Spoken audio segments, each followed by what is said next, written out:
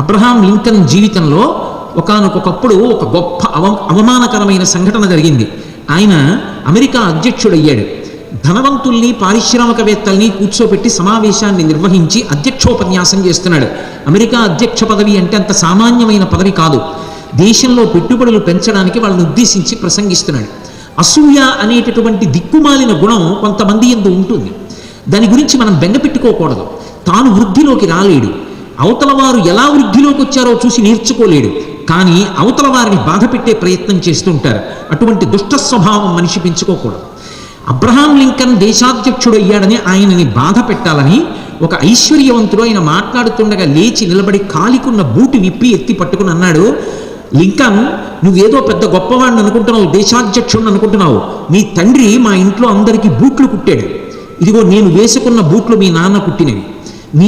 నాకే కాదు, ఈ సభలో ఉన్న ఎందరో ఐశ్వర్యవంతుల యొక్క బూట్లు మీ తండ్రి కుట్టాడు.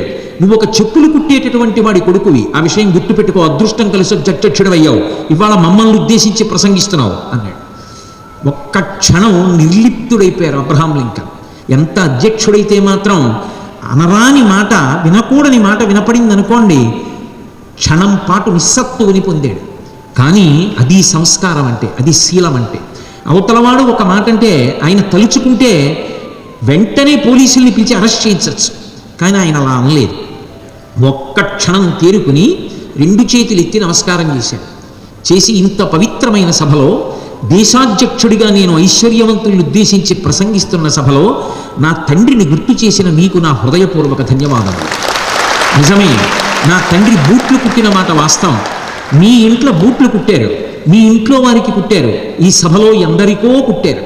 నా తండ్రి తన వృత్తిని దైవంగా స్వీకరించి చేసినవాడు. అటువంటి తండ్రికి కొడుకుగా పుట్టినందుకు నేను గర్వపడుతున్నాను.